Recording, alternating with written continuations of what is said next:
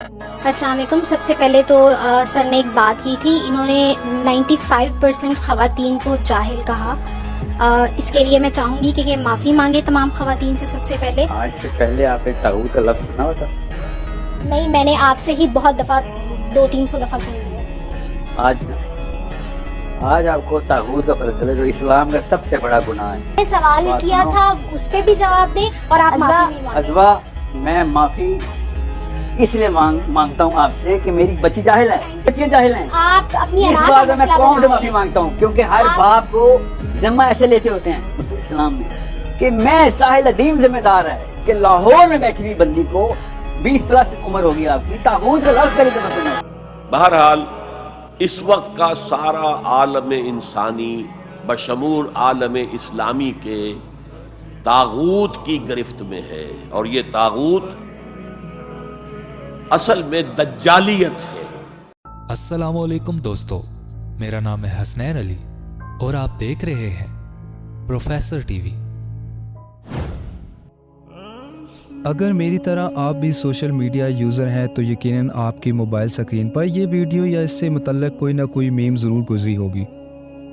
جس کا پس منظر نجی ٹی وی چینل پر اسلامک سکالر ساحل عدیم اور خاتون کے درمیان میں بحث کو دیکھا جا سکتا ہے،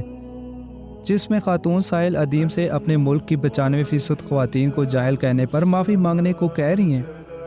جس پر ساحل عدیم نے اس سے سوال کیا کہ آپ کے خیال میں طاغوت کیا ہے، جس کے جواب میں خاتون ناکام رہی، اور ساحل عدیم نے اسی بات کا سہارا لیتے ہوئے کہا کہ اگر جاہل کو جاہل نہ کہا جائے تو اور کیا کہا جائے. اس پروگرام کے بعد حسب معمول ہمارے معاشرے کے اندر موجود سو کال لبرل طبقہ سوشل میڈیا پر نہ صرف منفی پروپیگنڈا کر رہا ہے بلکہ عورتوں کے حقوق کے نام پر باقاعدہ طور پر ایک کمپین بھی شروع کی جا چکی ہے، جس کا شکار نہ صرف ہمارے ملک کے اندر موجود میرا جسم میری مرضی جیسے سلوگن رکھنے والے ہو رہے ہیں، بلکہ بہت سے لوگ اپنے کم علمی کی وجہ سے اس سازش کا شکار ہو رہے ہیں، کیونکہ بہت سے لوگوں کو اس طاغوت نامی فتنے کے بارے میں پتہ ہی نہیں ہے. یہ طاغوت کا فتنہ کیا ہے اور یہ کیسے ہر طرف سے ہم کو گھیرے ہوئے ہے، آئیے جاننے کی کوشش کرتے ہیں. لفظ طاغوت طغیہ سے نکلا ہے اور اسی سے لفظ نکلا ہے طغیانی. جیسے دریا کا پانی اپنی حدود کے اندر بہہ رہا اور اس کے آس پاس رکاوٹیں اور بیریئرز موجود ہوں جن کی وجہ سے یہ پانی باہر نہ نکل سکیں، لیکن اچانک سے اس دریا کے اندر طغیانی کی وجہ سے یہ پانی باہر نکلنے لگے یا اپنی حدود کو پھلانگنے لگے تو اس پانی کو آپ طاغوت کہہ سکتے ہیں، یعنی اپنی حدوں کو پھلانگنے والا یا کراس کرنے والا. بالکل یہی رستہ انسان کے لیے بھی امپلیمنٹ ہوتا ہے، یعنی جب انسان اللہ کی مقرر کردہ حدود کو پھلانگ کر سرکشی کا رستہ اختیار کرے اور اس کے حکم کو چھوڑ کر کسی اور کی جائز اور ناجائز بات کو ماننا شروع کر دے تو اس کو طاغوت کہتے ہیں. مثال کے طور پر فجر کے وقت آپ کا نفس آپ کو نماز کے لیے نہ اٹھنے دے تو یہ آپ کے لیے طاغوت ہی ہے، کیونکہ آپ نے اللہ کے حکم کو چھوڑ کر اپنے نفس کو مقدم رکھا، اور جیسا کہ اللہ پاک قرآن کے اندر فرماتا ہے کہ اے نبی آپ نے اس شخص کو دیکھا ہے جس نے اپنے نفس کی خواہش کو اپنا خدا بنا لیا ہو. بلکہ اسی طرح ہر وہ چیز جس کو انسان اللہ کے حکم کے خلاف مقدم رکھتا ہو وہ اس کے لیے طاغوت ہے. مثلا وطن کی محبت کے اندر بڑھ کر انسان اللہ کی حدود کو توڑ دے، اللہ کے حکم کو پیچھے چھوڑ دے تو وطن بھی طاغوت ہے. اسی طرح دنیاوی آسائشوں کے حصول کے لیے حرام کاموں کا انتخاب، اللہ کی مقرر کردہ حدود کی خلاف ورزی، آپ کا خاندان، بیوی، بچے، علماء سو، قرآن و حدیث کا انکار، فرقہ بندی، انصاف نہ کرنے والے جج جو اللہ کی حدود کو توڑے، سپاہی جو اللہ کے حقوق کو نہ مانے، ممبر پر بیٹھنے والا مولوی جو اللہ کے دین پر سودے بازی کرے اور آپ تک دین ٹھیک طریقے سے نہ پہنچائے، یہ سب کا سب طاغوت کہلائیں گے. اب یہاں پر ایک سوال پیدا ہوتا ہے کہ آخرکار یہ تمام چیزیں انسان کے لیے طاغوت کیوں کر ہو سکتی ہیں جبکہ یہ سب کچھ انسان کے لیے اللہ پاک نے پیدا کیا ہے؟ اس کا جواب بہت ہی سمپل ہے، کیونکہ اللہ پاک قرآن کے اندر فرماتا ہے کہ ہم نے جن و انس کو اپنی عبادت کے لیے پیدا کیا ہے. اس لیے اب جو بھی چیز جو انسان کے لیے اللہ کی عبادت میں خلل کا باعث بنے، اس کے احکام کی پیروی میں رکاوٹ بنے، تو وہ سب طاغوت کہلائے گا، کیونکہ وہ چیز اللہ کے مقابلے میں کھڑی ہے. طاغوت کا لفظ قرآن میں کئی مرتبہ استعمال ہوا ہے، جس کا مفہوم ہے اے انسان سب سے پہلے طاغوت کے خلاف بغاوت کرو اور اس کے بعد اللہ پر ایمان لاؤ، تب جا کر تمہارا ایمان مضبوط ہوگا، اس کے بعد تم اللہ کے ساتھ اپنی مضبوط رسی کے ساتھ جڑ جاؤ گے جس کو کوئی توڑ نہیں سکے گا. طاغوت شرک اور کفر میں بنیادی فرق یہ ہے کہ شرک یا کفر انسان ظاہری طور پر کر رہا ہوتا ہے، لیکن طاغوت کا شکار انسان بعض دفعہ خود بھی اس سے لا علم ہوتا ہے. اس کو پتہ ہی نہیں ہوتا کہ وہ اپنے نفس کو خوش کرنے کے لیے اپنے رب کے احکام کو پس پش ڈال رہا ہے، یا یوں کہا جائے کہ کس طرح آج طاغوت کو ایک دجالی فتنے کے طور پر استعمال کیا جا رہا ہے، تو یہ غلط نہ ہوگا، کیونکہ آج کے دور میں ہمارے خاندانی نظام کو تباہ کرنے کے ساتھ ساتھ کیسے ہماری نوجوان نسل کو لبرل بنایا جا رہا ہے اور ان کو ان کے رب کی طرف سے مایوس کیا جا رہا ہے، اس پر کئی دفعہ میں اپنی ویڈیوز میں پہلے بھی بات کر چکا ہوں۔ نجی ٹی وی چینل سما پر مکالمہ نامی اس پروگرام میں سائل ادیم کو انوائٹ کیا گیا، جس میں عورتوں اور حقوق العباد پر بات کے دوران طاغوت پر بات چل پڑی،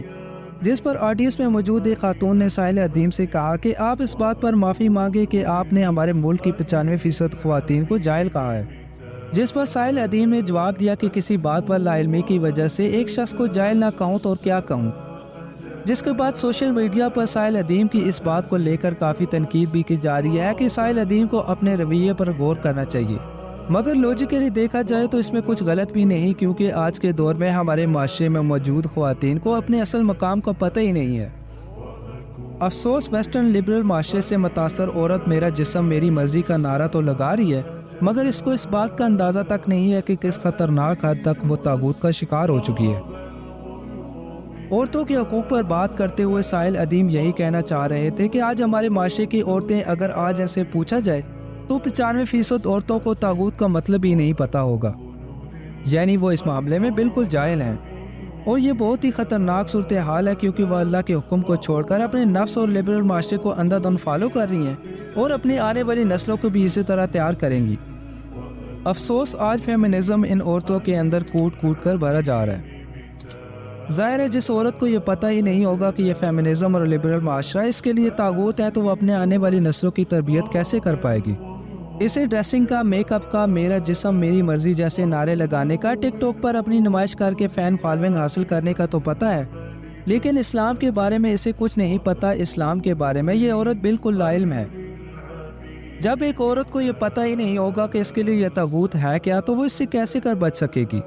ظاہر ہے یہ سوال بہت ہی لوجیکل ہے، اور سائل ادیم کا یہ سوال نہایت ہی لوجیکل ہے، اور اس سے کسی بھی اہل علم کو کوئی اعتراض نہیں ہونا چاہیے۔ ذرا ایک نظر اپنے معاشرے کی طرف نظر دوڑا کر دیکھیے کہ کیا یہ سب کچھ ہمارے معاشرے کے اندر نہیں ہو رہا؟ کیا ہماری عورتوں کو گھر کی چار دیواری سے نکال کر لبرلزم، فیمنزم اور LGBT جیسے طاغوت کو اپنا حق کہہ کر گھروں سے نہیں نکالا جا رہا؟ اس موضوع پر بات کرتے ہوئے آڈینس میں موجود ایک عورت یہ کہہ کر کہ آپ نے ہمارے ملک کی 95% خواتین کو جاہل کہا ہے، اس لیے آپ معافی مانگے، جس کے جواب میں سائل ادیم نے نہایت ہی لوجیکل جواب دیا کہ اگر جاہل کو جاہل نہ کہا جائے تو اور کیا کہا جائے؟ یہ تو اسلام میں سب سے بڑی منافقت ہوگی کہ جاہل کو جاہل نہ بولا جائے، اور جیسا کہ خود قرآن پاک کے اندر اللہ پاک فرماتا ہے کہ علم والے اور جاہل والے برابر نہیں ہو سکتے، ایک کی مثال ہے اندھے کی سی اور ایک کی مثال ہے دیکھنے والے کی سی۔ اب اسی کنٹروورسی کو لے کر سوشل میڈیا پر لبرل معاشرہ اس پر تنقید کر رہا ہے، اور بہت سے لوگ جو کم علمی کی وجہ سے بھی اس کو شیئر کر رہے ہیں، کیونکہ بہت سے لوگوں کو تو شاید طاغوت کا مطلب اس سے پہلے پتہ بھی نہ ہو۔ جب بھی ان لبرل لوگوں کو اللہ کے احکام پڑھ کر سنائے جاتے ہیں تو ان کی چیخیں نکلنا شروع ہو جاتی ہیں، اس سے کیونکہ اللہ پاک قرآن پاک کے اندر بھی فرماتا ہے کہ جب ان پر اللہ کی آیات پڑھ کر سنائی جاتی ہیں تو ان کا دل پجنا شروع ہو جاتا ہے۔ بالکل یہی حالت آج کل کے لبرل لوگوں کی ہے، کیونکہ جن حقوق کا یہ نعرہ لگا رہے ہوتے ہیں وہ یہی تو طاغوت ہیں جن کا شکار ہمارے معاشرے کے اندر سب سے زیادہ خواتین ہو رہی ہیں۔ ٹی وی شو سے لے کر T V drama, social media, انسانی حقوق کے نام پر فارن فنڈڈ والی NGOs سب مل کر اس پروپیگنڈا پر کام کر رہی ہیں، جس کا شکار سب سے زیادہ ہماری خواتین اپنی جاہلیت کے اندر ہو رہی ہیں، جس کی سب سے بڑی وجہ دین اسلام سے دوری ہے۔ یہ سب کا سب دجالی فتنے کا ہی حصہ ہے، جس نے ہمیں ہماری اصل آخرت کی زندگی سے دور کر دیا ہے۔ اللہ پاک سے دعا ہے کہ اللہ پاک ہمیں ان طاغوتی فتنوں کو سمجھنے اور ان سے بچنے کی توفیق عطا فرمائے۔ باقی ہماری آج کی ویڈیو کے بارے میں آپ کیا خیالات رکھتے ہیں، ہمیں کامنٹس باکس میں ضرور بتائیے گا۔ ملتے ہیں اگلی کسی ایسی علمی ویڈیو میں، تب تک کے لیے اللہ نگہبان۔